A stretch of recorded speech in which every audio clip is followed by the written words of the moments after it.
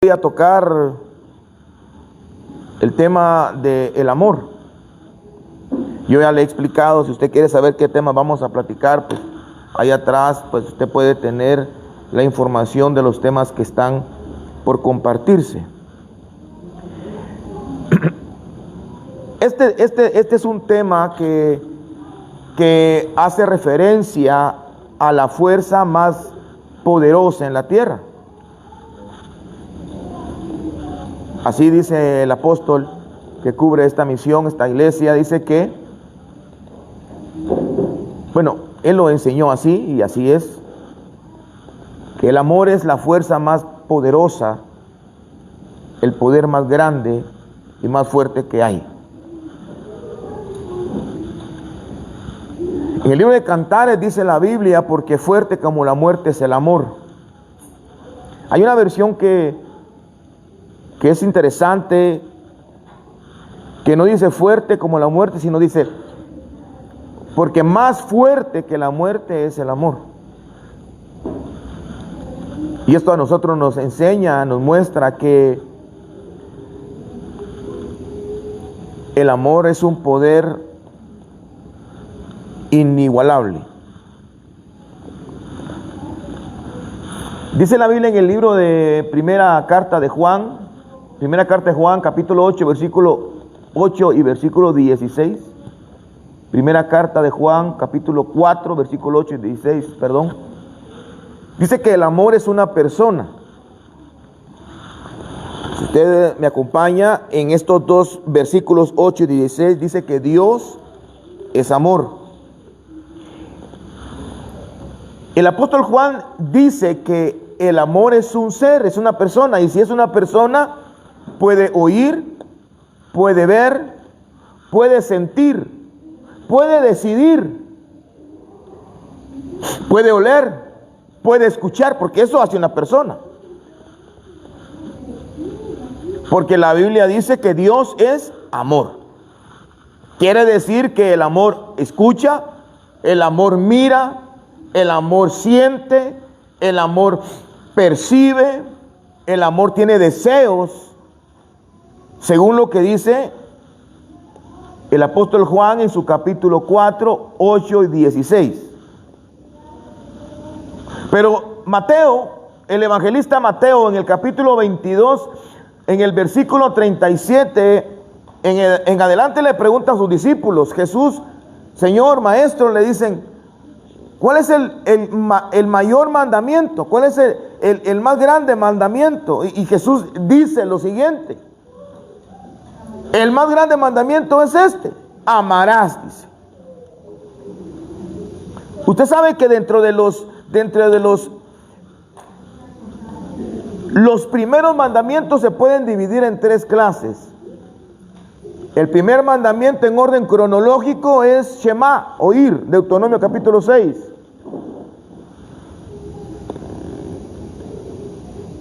El primer mandamiento en cuestión de importancia es lo que dice Mateo 22, 38, amar a Dios. Eso no lo digo yo, lo dice la Biblia. Y el primer mandamiento que tiene promesa, usted ya sabe cuál es: honra a tu padre y a tu madre.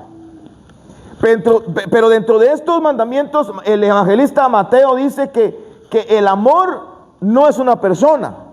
Él se enfoca en decirnos que el amor es un mandamiento. Usted recordará que dice, maridos, dice, amen a sus mujeres. No es, maridos, si los aman, amen ustedes. Maridos, si la mujer merece el amor. No, dice, maridos, amen a sus mujeres. Son mandamientos. Un mandamiento nuevo os doy, dice, que os améis unos a otros. Entonces, el amor, según Mateo y muchos otros escritores, es un mandamiento, fíjate. No solo es una persona. Ahora, en el libro de Filipenses, en el capítulo 2, en el versículo 2 dice que el amor es un sentimiento. Es algo que está internamente ligado al alma. Dice Filipenses capítulo 2, haya pues en vosotros este sentir que hubo también en Cristo Jesús, el cual, siendo en forma de Dios, no estimó al ser igual a Dios como cosa en que aferrarse, dice, sino que se despojó a sí mismo tomando, y usted sabe el resto. Entonces, da la idea de Filipenses, capítulo 2, dice el versículo 2, completad mi gozo sintiendo lo mismo, teniendo el mismo amor, unánimes, sintiendo la misma cosa. O sea, hay algo, aquí no es, usted pues, no, porque está hablando del espíritu. Pues claro que todo lo que nosotros debemos de vivir es una vida del espíritu. Y lo que hacemos lo deberíamos de hacer en el espíritu. Pero el amor no solamente lo reducen a una persona, solamente lo reducen a un mandamiento, sino algo que también debería de estar manejando el alma.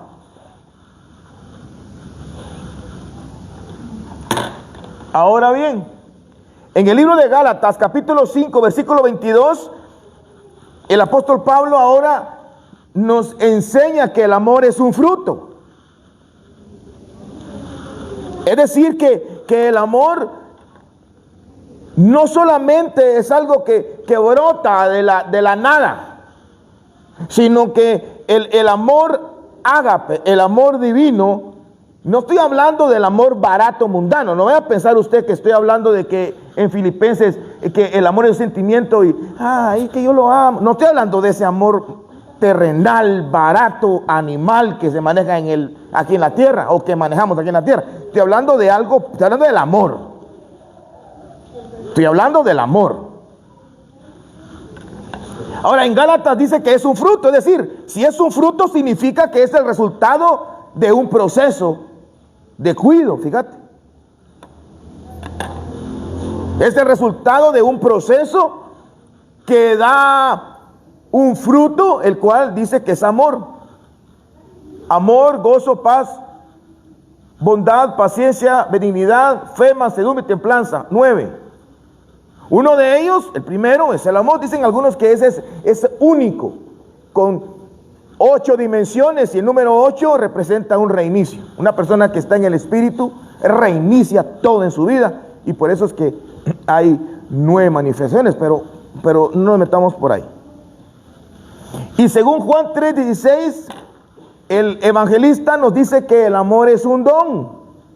Ahora, ¿por qué digo que es un don? Porque la Biblia enseña que el dar algo es un don. Hay gente que tiene el don de dar.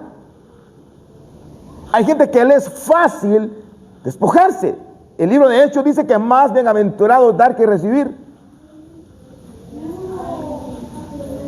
Y en el libro de Corintios, capítulo 9, versículo 7 en adelante, dice que la iglesia de Macedonia daba aún de su escasez. Entonces nos damos cuenta que el dar también es algo a lo cual lo podemos enfocar como en un don. Fíjese qué interesante esto. Porque por lo menos aquí hay 5 aspectos que yo encontré. Probablemente pueden haber muchísimos más, pero por lo menos tengo 5 aspectos diferentes en lo que respecta a la enseñanza de Jesús a sus discípulos acerca del amor. Es que mire, hermano, nosotros estamos tan, sin que nos ofendamos nosotros mismos, hermanos, estamos tan terrenalmente adaptados que verdaderamente los temas como el amor se confunde en un sentimiento de oler, de ver, de gusto. Pero eso no es verdaderamente la esencia o el significado primordial del amor. Ayer estábamos en un estudio con una iglesia y yo les decía a ellos que nosotros podemos tener un montón de deducciones lógicas, un montón de deducciones personales de algunos versos. Por ejemplo, hablar del tema del amor. Pero para nuestra, porque yo puedo verlo de una manera diferente a que lo mire Jimmy. Y Jimmy lo puede ver de una manera diferente a la que la mira el hermano Noel. Incluso podemos entrar hasta en controversia. Entonces la manera de no desviarnos es que dice la Biblia de ese tema. Es mejor. Ahí sí, no, la Biblia no se tiene que ajustar a mi pensamiento.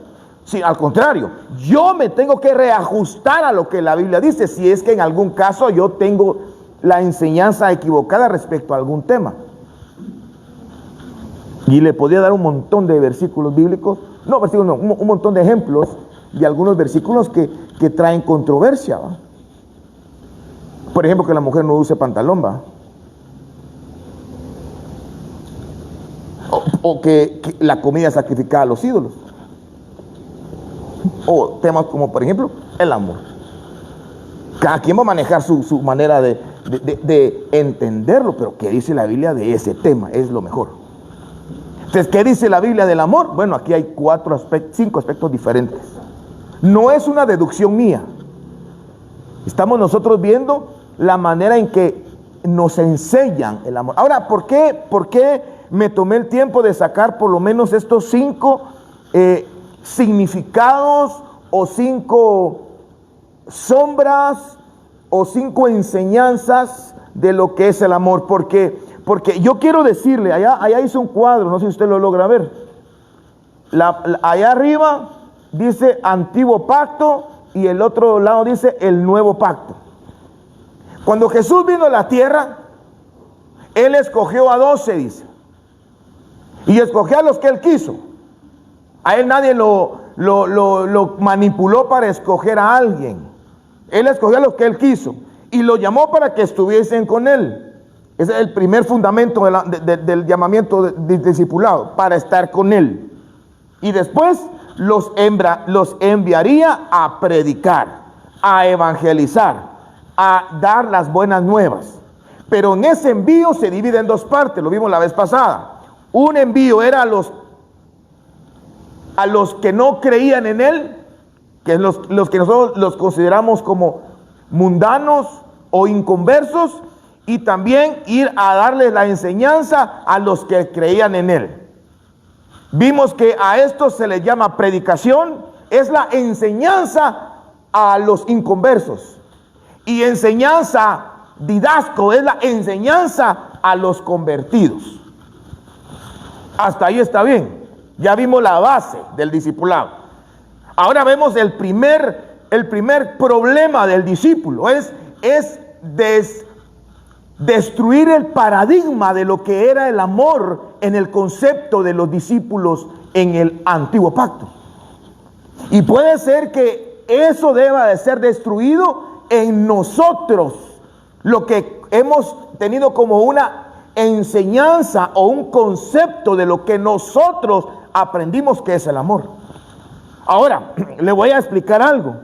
En el Antiguo Pacto, es que lo que pasa es de que usted cree o yo creo que cuando Jesús vino a la tierra, escogió a los que Él quiso y después, no, tuvieron un proceso de preparación, un proceso de aprendizaje. Pero dentro del aprendizaje hay una palabra en el ámbito de la pedagogía, que es el desaprendizaje. Es decir, habían cosas que Jesús quería darles a ellos, pero no la podían recibir porque ellos ya habían tenido un aprendizaje de ese mismo punto. Entonces se topó con la necesidad de que ellos se desaprendieran de ese tema. Eso solo es algo que puede ser hecho en virtud del Espíritu Santo. Porque si no, no hay manera. No hay manera, no hay palabra, no hay predicador, no hay unción, no hay manera de que la enseñanza que Jesús les quería dar a sus discípulos pudiera ser no solamente recibida, no solamente aceptada, sino que también, oiga, enseñada. El otro día, hace unos años hablamos, hace unos meses, no sé cuándo fue, hablamos acerca de los sacrificados a los ídolos. Una persona aquí dijo, yo no como cosas de los ídolos. ¿Y tú le enseñarías? Ese es el clavo. Yo puedo recibir una enseñanza de Dios, pero no la puedo, o sea, yo puedo pensar de que la mujer tiene que usar falda, porque la falda fue hecha para mujeres, y no tiene que usar pantalón, porque se le marca su figura. Y aunque me pongan y me digan y que me cambien y que me digan el versiones y el original y todo, y que me digan un pantalón rosado, ponételo, y aunque me digan que hay países donde usan, no, yo no. Pero está bueno, yo estoy aquí y así yo lo hago con mi mujer. Mi mujer no le dejo que use pantalón.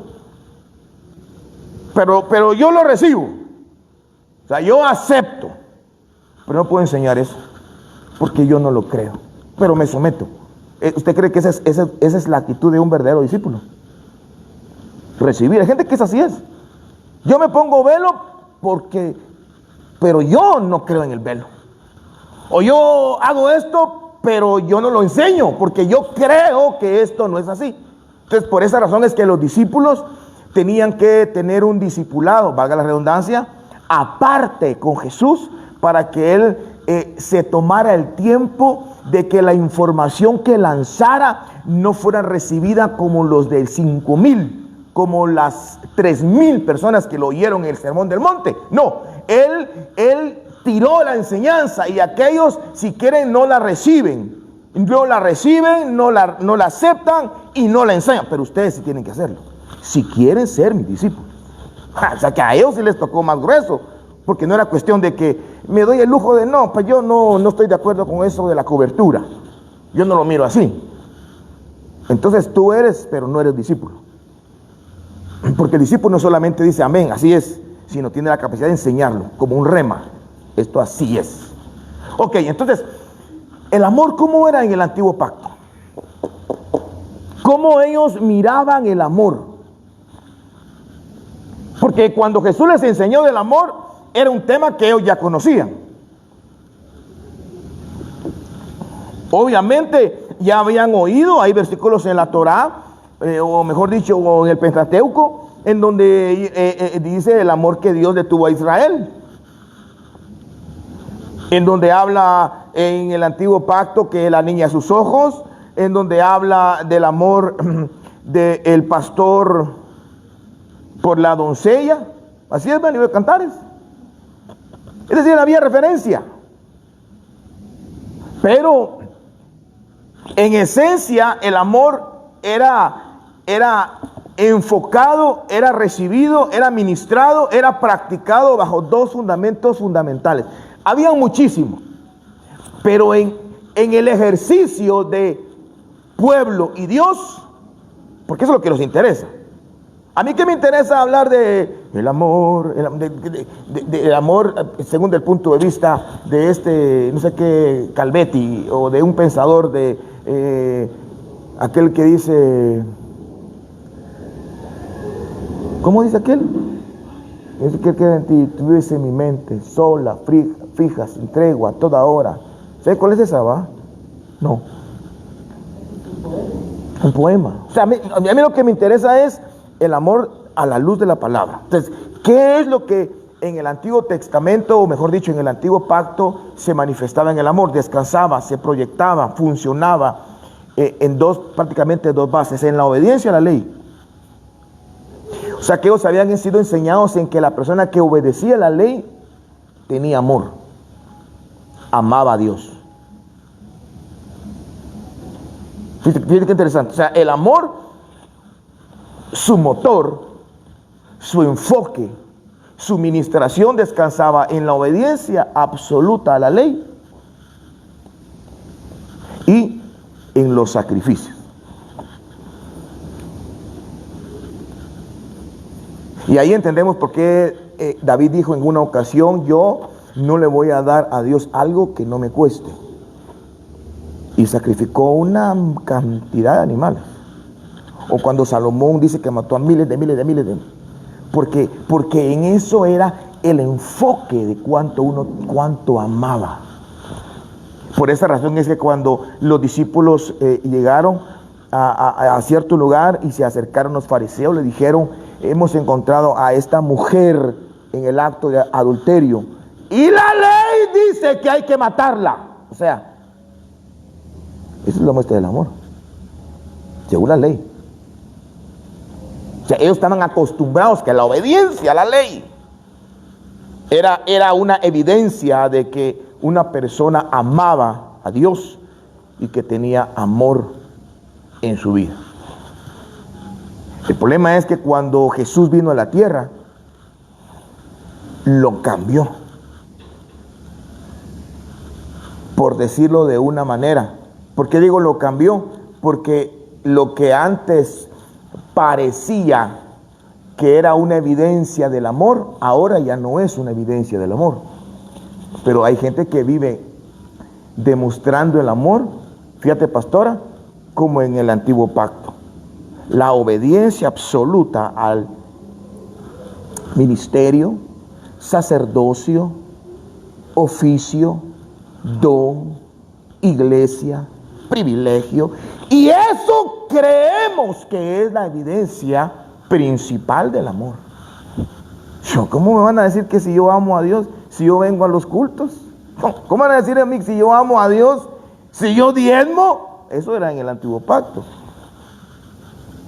Ahora, en lo que es la obediencia a la ley, en el nuevo pacto, es la transformación interna y personal. Transformación interna en el corazón. Sí, por eso, la transformación, la palabra transformación ya evidencia un cambio. O sea que hay gente que canta. De hecho, la Biblia dice, este pueblo, dice el profeta Isaías, este pueblo de labios. Y no solo eso, los hijos de Elí servían. Y no solo eso, muchos reyes hacían su trabajo. Y no solo eso, más sacerdotes. O sea, es decir, no estaba en el oficio, no estaba en la obediencia a la ley. Por eso es de que Jesús fue tentado con eso, porque lo estaban tratando de medir en cuanto al amor hacia Dios y a la ley mosaica. Fíjense pues, solo le voy a decir esto. En ese momento, cuando estaba la mujer, es que esto es bien tremendo, hermano. Mire, pues si usted no sabía, acompáñeme por favor. Ya no tengo tiempo, hermano, pero me va a acompañar. Cabal, mire, usted me salió. Juan capítulo 8. Mire esto pues. Juan capítulo 8. Mira esto pues, hermano Jorgito. Versículo 53. Perdón. Capítulo 7, versículo 53. Es decir, el último versículo del capítulo 7. Lo voy a leer de corrido, pero por favor, si usted no tiene Biblia, ponga más atención, porque esto le va a explotar la cabeza cuando escuche esto. Cada uno se fue a su casa. Estaban en cierto lugar y después se fueron a su casa. Voy a empezar por ese verso. Y Jesús, en lo que se fueron ellos a su casa, él se fue al monte de los olivos. Oiga, y por la mañana, ¿a dónde regresó? Regresó al templo y todo el pueblo vino con él. ¿A dónde? Al templo. Y sentado en donde? En el templo les enseñaba.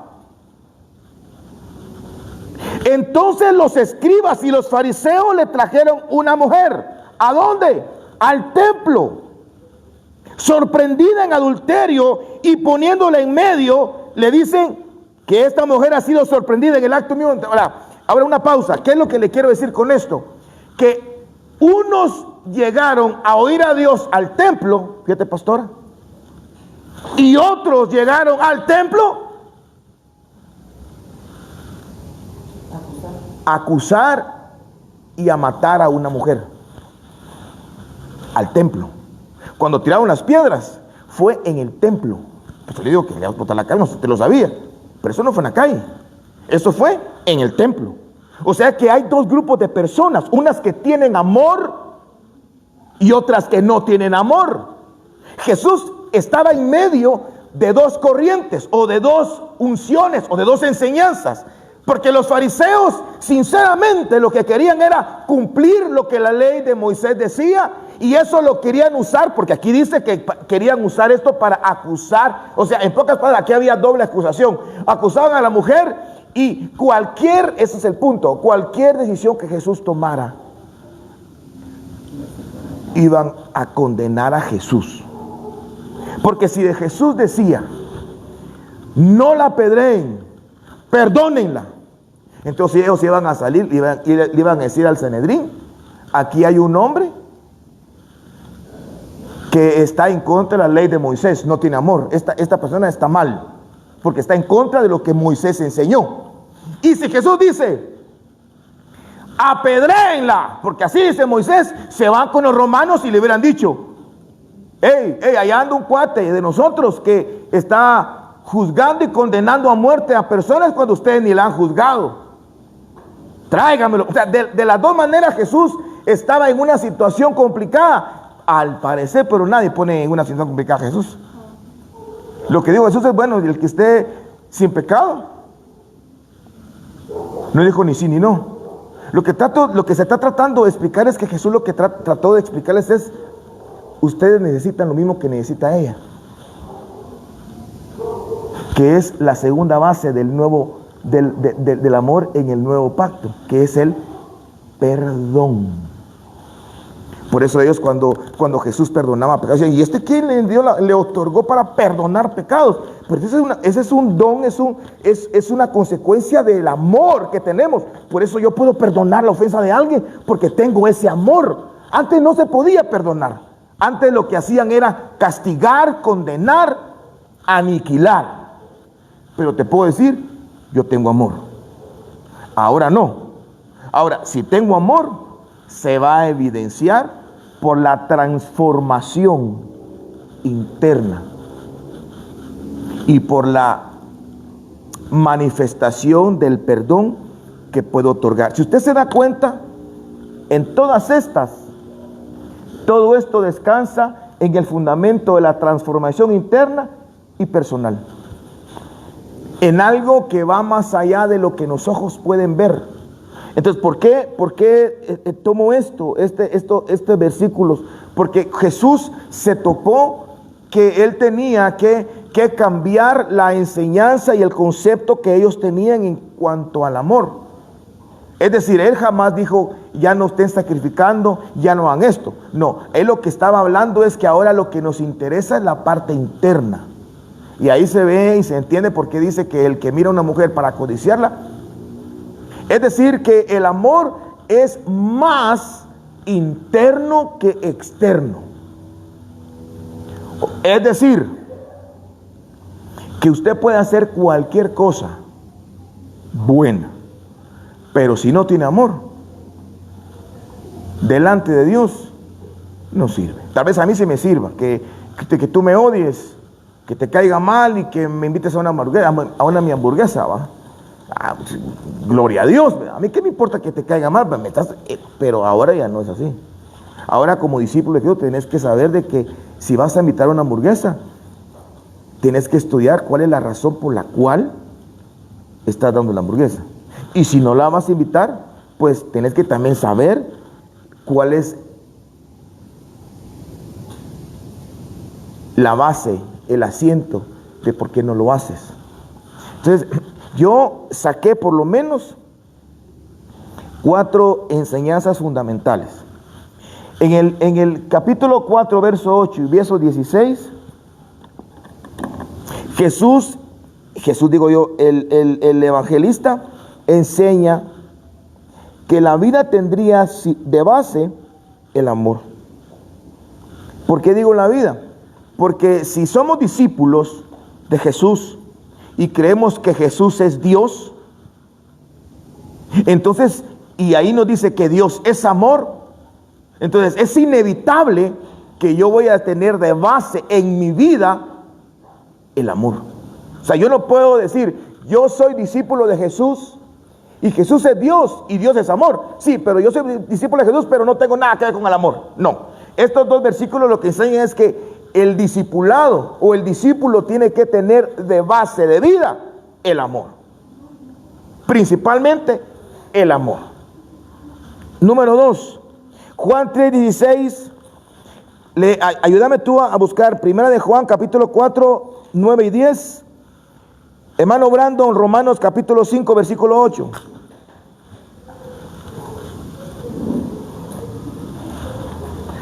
Juan 3:16, primera carta de Juan, capítulo 4, del 9 y 10, y Romanos 5, 8. ¿Qué dice Juan 3:16? Porque de tal manera amó Dios al mundo.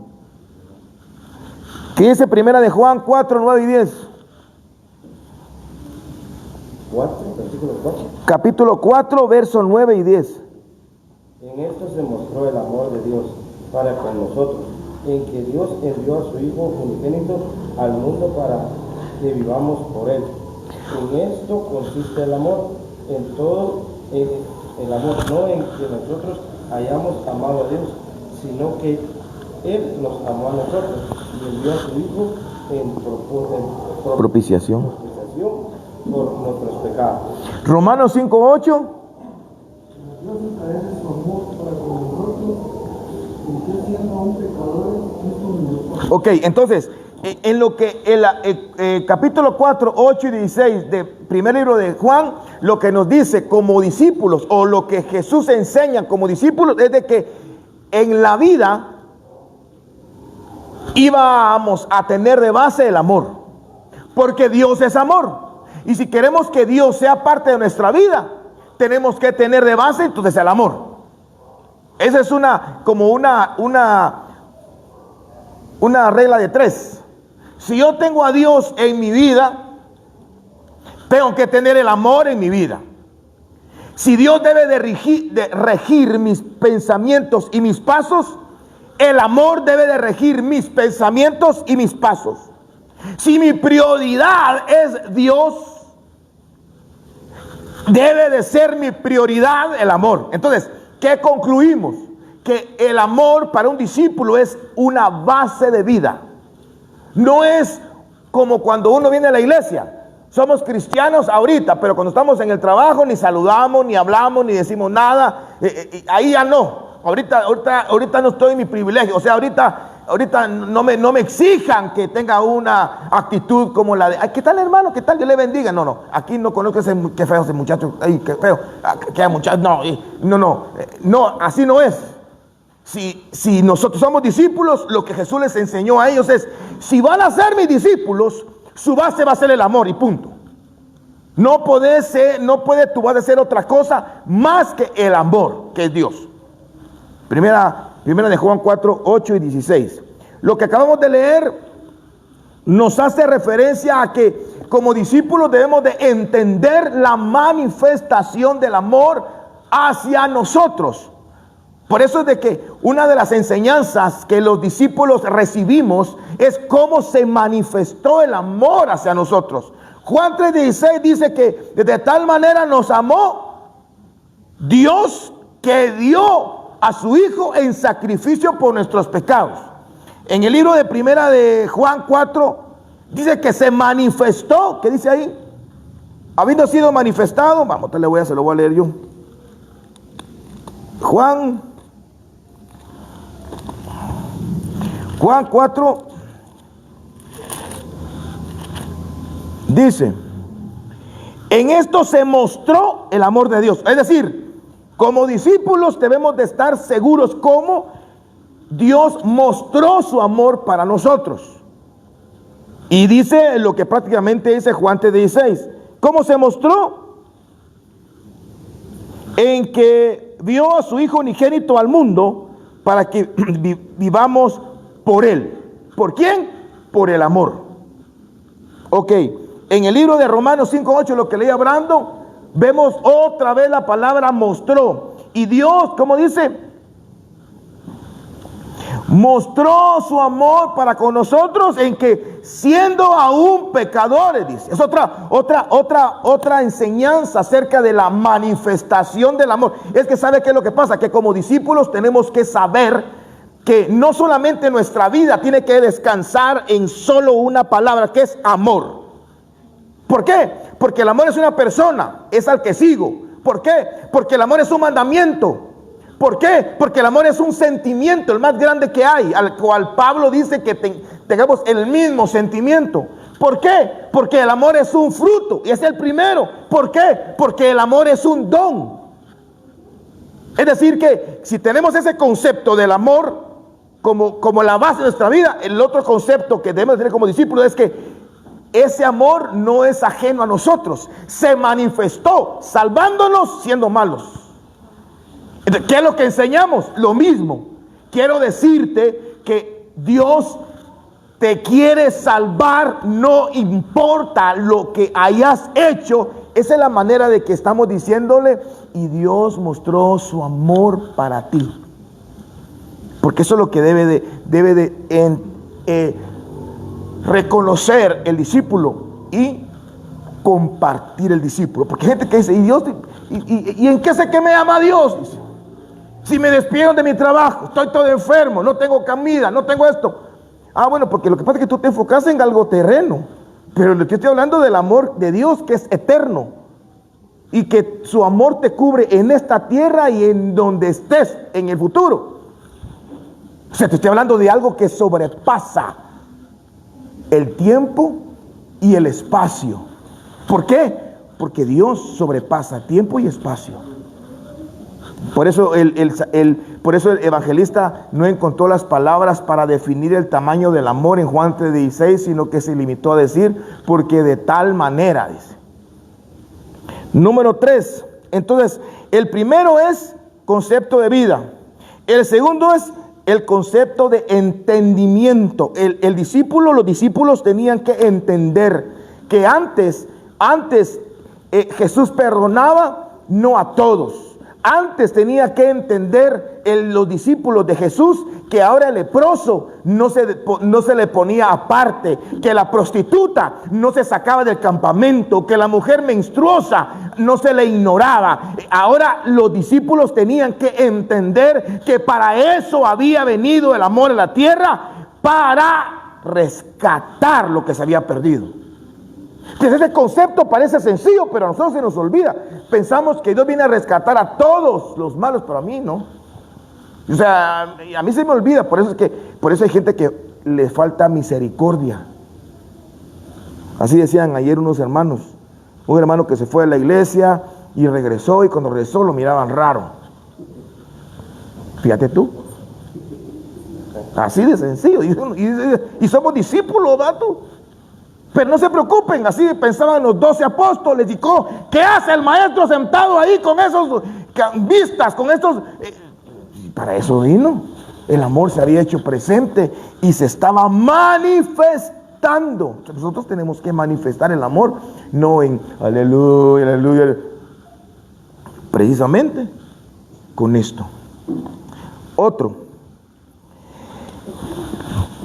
1 Corintios capítulo 13 del 1 al 3. Ya no tengo tiempo. Bien, tengo 15 minutos. Miren, hermanos, solo con esto nos vamos a quedar pensando. Fíjense que yo no sé si usted conoce, pero el título del capítulo 13 del libro de 1 Corintios dice la preeminencia del amor. Aunque esa palabra no está en ese capítulo. Pero los que hicieron el compendio, los que hicieron, le pusieron título a la escritura, le puso la preeminencia del amor. Pero esta palabra preeminencia es una palabra que existe en la Biblia. Por ejemplo, en el capítulo número 1, versículo 18 de Colosenses, si usted me acompaña, Colosenses, ahí sí habla de la preeminencia. Dice, y Él es la cabeza del cuerpo. ¿De quién está hablando? De Cristo. Estoy leyendo Colosenses 1:18. Y Él es la cabeza del cuerpo, que es la iglesia. Él que es el principio, el primogénito de entre los muertos, para que en todo tenga la ¿qué? Preeminencia. La palabra preeminencia es la palabra protos. Y la palabra protos es una palabra griega que significa el primero en lugar, en orden y en importancia. Protos. Entonces cuando aquí Corintios capítulo 13 habla de la preeminencia del amor, aunque no existe la palabra preeminencia en el capítulo 13 de 1 Corintios. Pero sí dice el versículo 13, es decir, el versículo final del capítulo 13 a la última parte dice, pero el mayor de ellos es el amor. Por esta frase le han puesto la preeminencia del amor. Es decir, el amor sobrepasa la fe.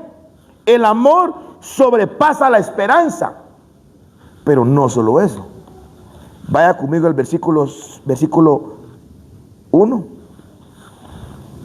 Si yo hablase lenguas, estamos hablando de don. Versículo 2. Si tuviese profecía, estamos hablando de ministerio. Entendiese todos los misterios, estamos hablando de gente con entendimiento. ¡Hala, qué tremendo esto! Fíjate, pues, Fer.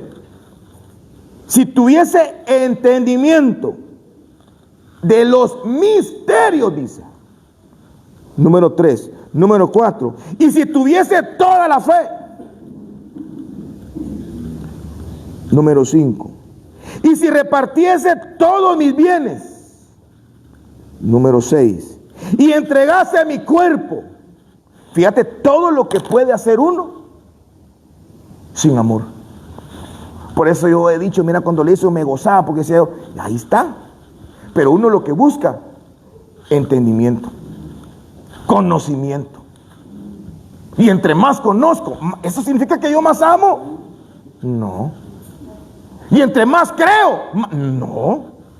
Y si me sacrifico, no. Y si doy, no. Y si tengo don, no. Y si tengo ministerio, no. Ahora, ¿por qué digo que es ministerio? Porque la palabra tuviese es una palabra griega que es ejo y está relacionado a algo que se conserva, algo que se posee, algo que se tiene.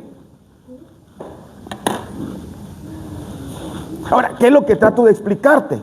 Que hay gente que tiene el don de lenguas, pero no tiene amor. Fíjate qué masacre esto tú. Por esa razón es que el concepto del antiguo pacto es diferente al concepto en cuanto al amor del nuevo pacto.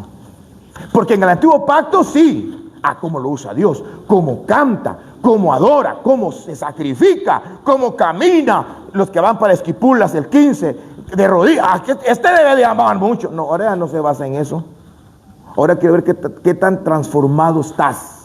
¿Qué es lo que te gustaba hacer? Esto, ¿ya lo haces todavía? Es que me cuesta, no. Entonces, no, pero yo doy más de mi diezmo. Sí, pero no. Tal vez en el antiguo, hubieran nacido en el Antiguo Testamento y hubieras puesto un buen hueso, pero aquí ahorita no las vas a hacer. Tal vez las hacemos en las iglesias, pero delante del Señor no. Entonces fíjese que podemos tener lenguas humanas, angélicas. Si no tengo amor, vengo a ser como metal que resuena o címbalo que retiñe, dice. Y si tuviese profecía,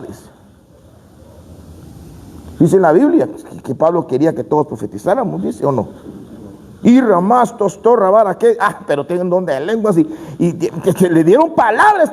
Es que este hombre cuando profetiza es certero, pero ¿y eso qué?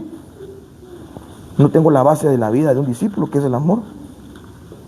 No he entendido la manifestación de eso, de esa palabra hacia mi persona. No he entendido la manifestación de la persona, el mandamiento, el sentimiento, el fruto y el don ministrado hacia mi vida. Y dice, y entendiese todos los misterios. Solo con eso ya me fui chuco yo. Porque yo pensaba que cuando una persona tenía mucho conocimiento y es que tiene unos remas y puchica, es que este hombre cómo sabe, este hombre debe de amar a Dios, dice uno.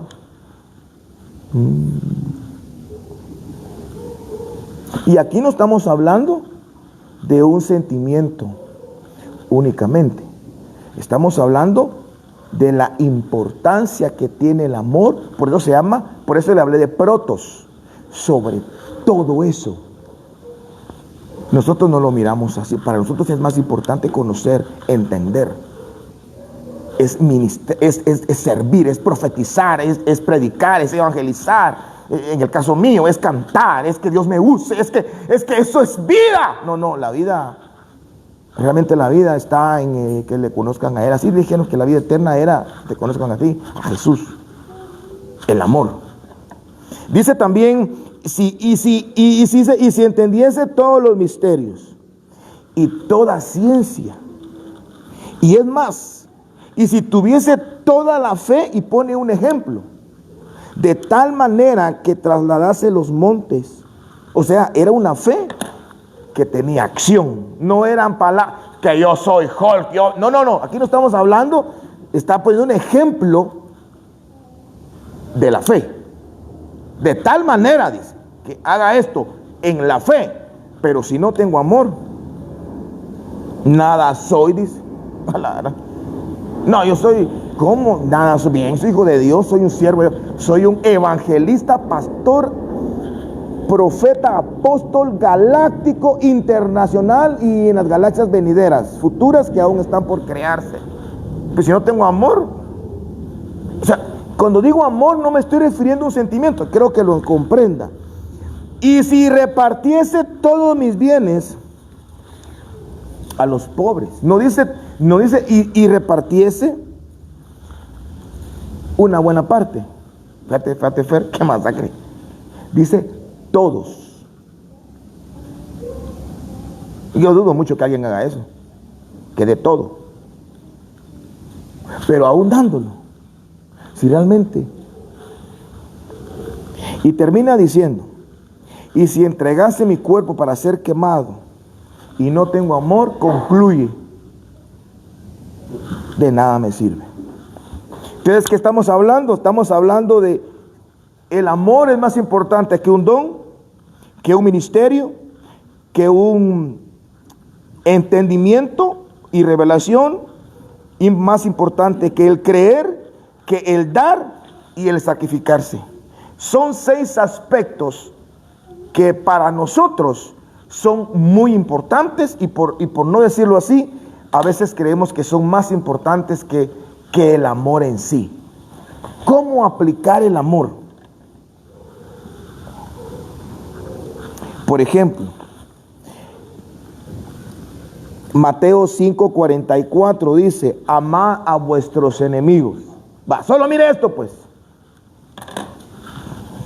Yo cuando estaba pequeño me recuerdo que decía, pero ¿cómo nos pueden mandar a amar a los enemigos si el enemigo es el diablo? ¿Cómo puedo amar al diablo? O sea que yo puedo ser bolo. O sea, me da... No está hablando eso. No está, lo que está tratando de decir es de que, y cuando usted busca la palabra enemigo en el griego ahí, la palabra enemigo, no sé qué tiene con Cortés Strong, pero la palabra enemigo hace referencia a algo que uno odia, a algo que es odioso, algo que es hostil contigo. ¿Qué es lo que significa?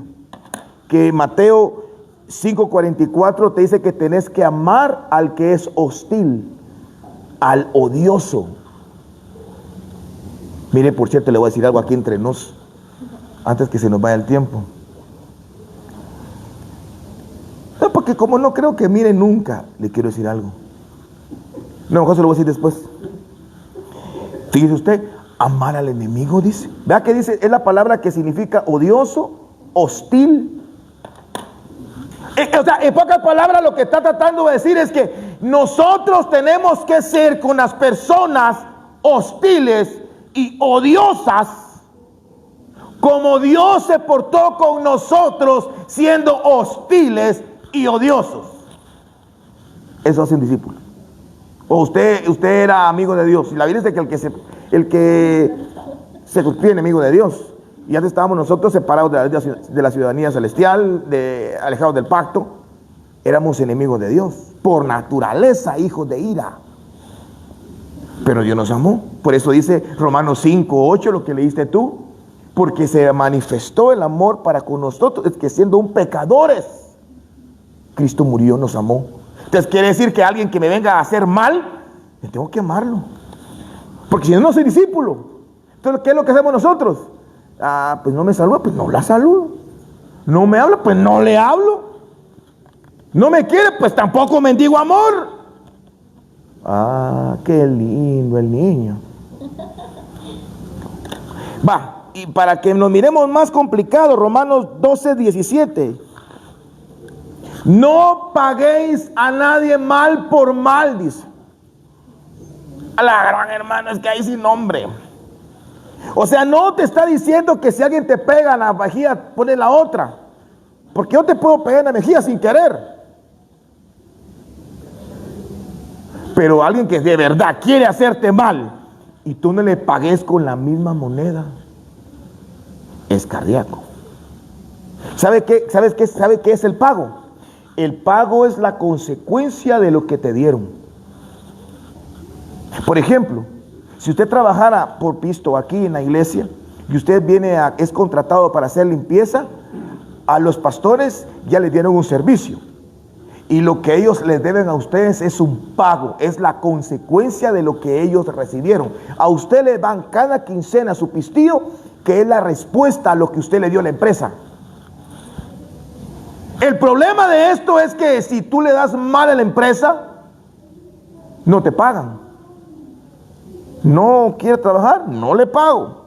Pero Dios no fue así. Aleluya. Nadie le trabajó a él, y a veces no le trabajamos, y él nos lo paga mal por mal.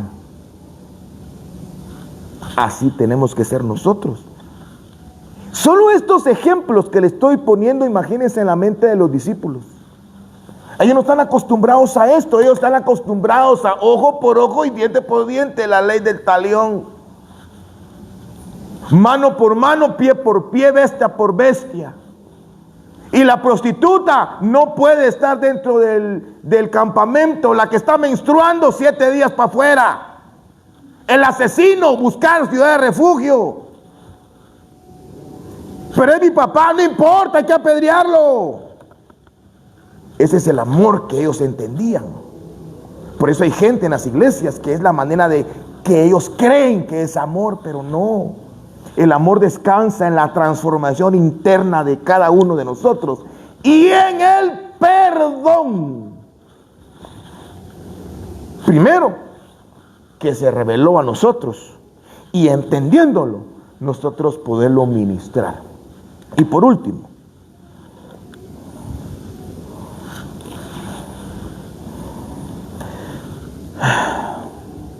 el primero está relacionado con vivir.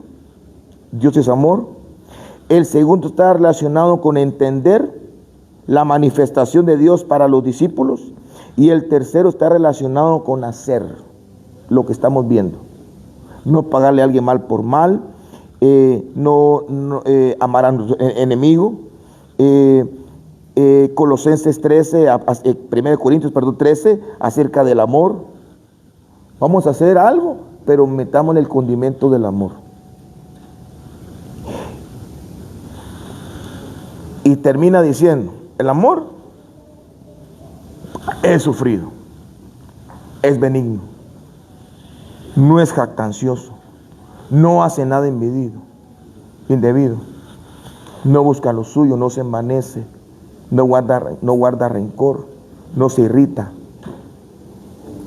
todo lo sufre, todo lo cree, todo lo espera y todo lo soporta. Entonces, en esta noche yo quería que nosotros como discípulos de Jesús meditemos en lo que nosotros entendemos como el amor. Por favor, yo quiero que esto se lo lleve usted en su corazón. El amor que usted le tiene a Dios no se mide por cuánto usted es fiel en la iglesia. No se mide por cuánto usted le da a la iglesia, sino se mide cuánto usted y yo dejamos que Dios obre en nuestro ser interior. El que realmente ama a Dios se rinde y muere, pide perdón y reconoce. El que verdaderamente tiene el amor dentro da oportunidades, da la diestra de misericordia y levanta. No juzga, no condena. Al contrario, ayuda. Porque entendemos de que esta vida lo más que puede durar son 80, 90, 100 años y bien nos va. Y solo tenemos una oportunidad de mostrar el amor aquí en la tierra. Tenemos que hacerlo bien. Yo imagino que cuando los discípulos oyeron esas enseñanzas, yo no sé qué conflicto tuvieron entre ellos. Dice Lucas capítulo 9 que en una ocasión Jesús iba a regresar a Jerusalén, ya era la hora de ir a morir. Dice que él pensó, voy a ir a Jerusalén ya.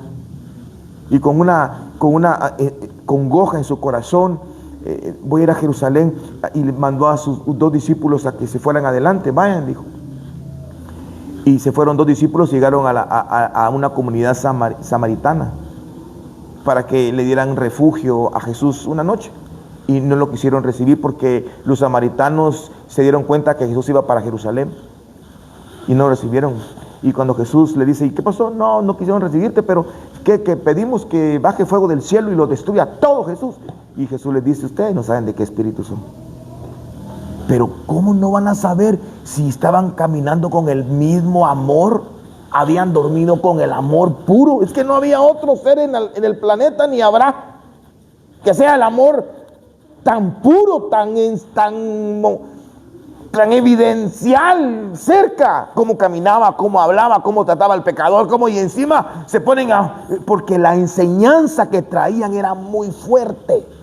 Fíjate tú, viendo que su maestro era amor, oportunidad, esperanza, cambió el orden de la gente en pecado, de los leprosos, de los endemoniados, y aún así no habían entendido que el amor venía a destruir sus conocimientos para edificar algo nuevo, que era el nuevo pacto.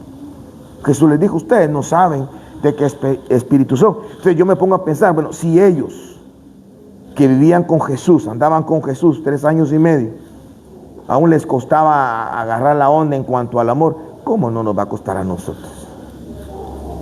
Como yo le decía a Dios hace unos días, es que hay gente que no colabora también, hermano, sinceramente. Yo sé que yo cuando anduve mal, yo caía mal, hermano. Estar molestando, andar pidiendo, yo caía mal, yo lo sé, y por eso estoy muy agradecido con Dios primeramente y con algunos de ustedes muy fuertemente, hermano. Pero yo sé que ahora me toca a mí ministrar lo que un día se me dio. Así que vamos a orar. Padre, en el nombre de Jesús, te damos gracias, Señor, por la oportunidad que nos diste de poder ministrar, enseñar y aprender, Señor, en cuanto al amor. Gracias, Espíritu Santo, por hablar a nuestro corazón. Ayúdanos a ser discípulos que te glorifiquen, que te agraden y que tengamos como base fundamental el amor. Que nuestra base no sea la fe, que nuestra base no sea el conocimiento, que nuestra base espiritual no consista en privilegios, en dones, en ministerios, sino que la base de nuestra vida como discípulos seas tú, Dios mismo. En el nombre de Jesús, amén y amén. Ahora fíjense, hermanos amados, que antes que se me vayan quiero decirles algo.